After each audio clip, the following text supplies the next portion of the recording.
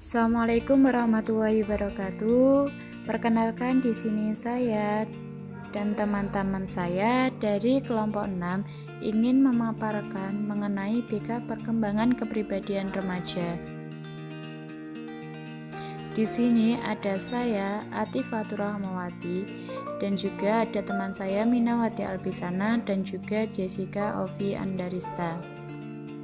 Di sini saya akan menjelaskan mengenai pengertian kepribadian dan ciri-ciri umum kepribadian itu apa saja. Apa sih yang dimaksud kepribadian? Pastinya sudah banyak yang tahu mengenai arti dari kepribadian.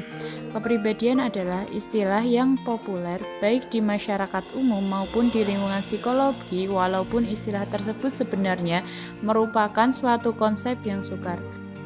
Kepribadian dalam bahasa Inggris adalah personality, berasal dari bahasa Latin yaitu persona. Biasanya dipakai oleh para pemain sandiwara pada zaman kuno. Personar atau menembus, para pemain sandiwara melalui kedoknya berusaha untuk mengekspresikan satu bentuk gambaran manusia tertentu. Selain itu, dalam ilmu psikologi sendiri, kepribadian diartikan sebagai karakteristik atau cara bertingkah laku yang menentukan penyesuaian dirinya yang khas terhadap lingkungannya. Jadi, dalam ilmu psikologi, kepribadian diartikan sebagai sebuah karakteristik. Kenapa sih harus ada karakteristik penyesuaian diri? Karena itu semua dapat membentuk kepribadian manusia sendiri. Poin yang B yaitu mengenai ciri-ciri umum masa remaja. Masa remaja sangatlah penting bagi semua manusia, terutama dalam fase-fase umur mulai dari 12 tahun sampai seterusnya.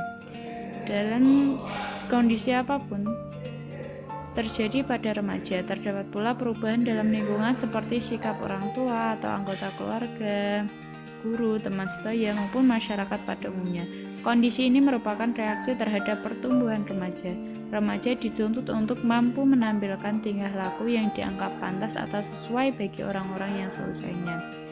Adanya perubahan baik di dalam maupun di luar dirinya itu membuat kebutuhan remaja semakin meningkat, terutama kebutuhan sosial dan kebutuhan psikologinya. Secara umum, masa remaja dibagi menjadi 3 bagian. Di antaranya, yang pertama masa remaja awal, masa remaja pertengahan, masa remaja akhir. Di dalam masa remaja awal ini, umur antara 12 sampai 15 tahun. Pada masa ini, individu mulai meninggalkan peran sebagai anak-anak dan berusaha mengembangkan diri sebagai individu yang unik dan tidak tergantung pada orang tua. Masa yang kedua, masa remaja pertengahan, terdapat di umur 15 sampai 18 tahun.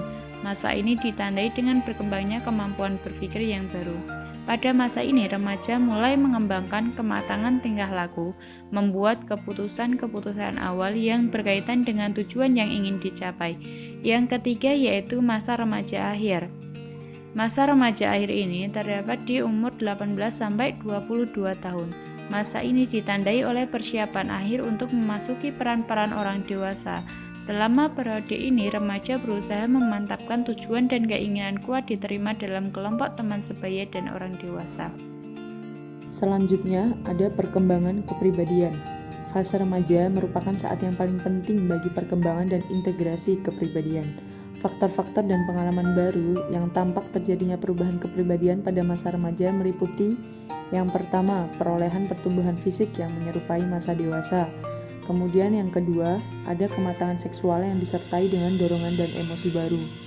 Yang ketiga, kesadaran terhadap diri sendiri, keinginan untuk mengarahkan diri dan mengevaluasi kembali tentang norma, tujuan, dan cita-cita. Yang keempat, ada kebutuhan akan persahabatan yang bersifat heteroseksual, berteman dengan pria ataupun wanita.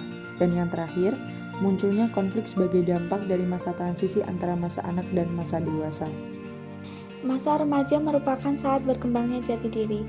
Apabila remaja gagal mengintegrasikan aspek-aspek dan pilihan atau merasa tidak mampu untuk memilih, maka dia akan mengalami kebingungan. Perkembangan identitas ini dipengaruhi oleh berbagai faktor, di antaranya yang pertama ada iklim keluarga, yang kedua tokoh idola, dan yang ketiga peluang perkembangan diri. Yang pertama, iklim keluarga. Apabila hubungan antar keluarga hangat, harmonis, serta sikap perlakuan orang tua terhadap anak positif atau penuh kasih sayang, maka remaja akan mampu mengembangkan identitasnya secara realistik dan stabil. Namun, apabila sebaliknya, maka akan berdampak negatif, seperti halnya akan mengalami hal buruk atau frustasi.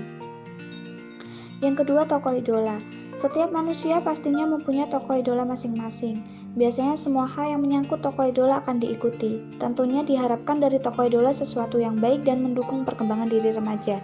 Namun bila tokoh idola mencontohkan suatu hal yang tidak baik dan diikuti, maka itu yang menjadi masalah. Yang ketiga, peluang perkembangan diri. Kesempatan untuk melihat ke depan dan menguji dirinya dalam setting adegan kehidupan yang beragam.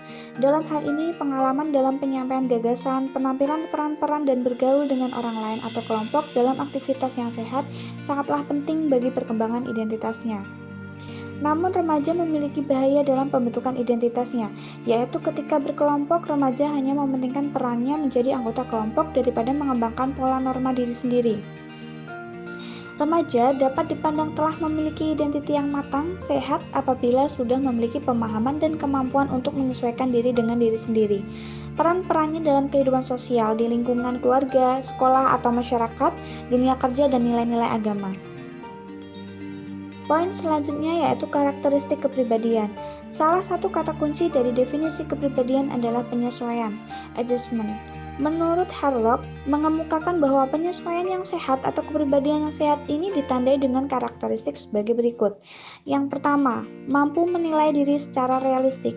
Hal ini ditandai dengan kemampuannya untuk mempunyai wawasan tentang diri sendiri dan kemampuan untuk menangkap humor. Ia tidak marah jika dikritik, mampu menilai dirinya sendiri. Yang kedua, mampu melihat situasi secara realistik. Individu dapat menghadapi situasi atau kondisi kehidupan yang dihadapi secara realistik dan mau menerimanya secara wajar. Dia tidak mengharapkan kondisi kehidupan itu sebagai sesuatu yang harus sempurna. Yang ketiga, mampu menilai prestasi yang diperoleh secara realistis.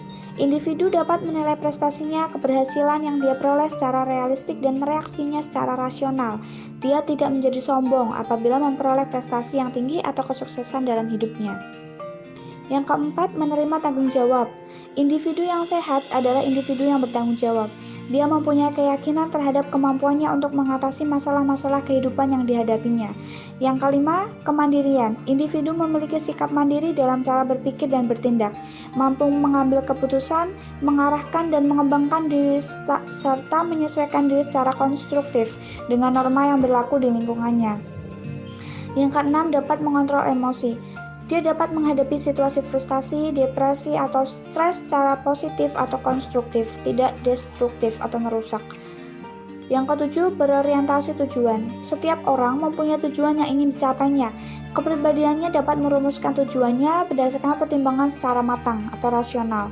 Tidak atas paksaan dari luar, dia berupaya untuk mencapai tujuan tersebut dengan cara mengembangkan kepribadian, wawasan, dan keterampilan. Yang kedelapan, ada berorientasi keluar. Dia bersikap respek, empati terhadap orang lain, mempunyai kepedulian terhadap situasi atau masalah-masalah lingkungannya, dan bersifat fleksibel dalam berpikir. Yang kesembilan, penerimaan sosial. Mau berpartisipasi aktif dalam kegiatan sosial dan memiliki sikap bersahabat dalam berhubungan dengan orang lain.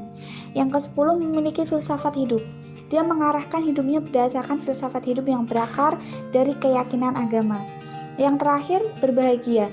Kebahagiaan itu didukung oleh faktor-faktor pencapaian prestasi, penerimaan dari orang lain, perasaan dicintai atau disayangi oleh orang lain.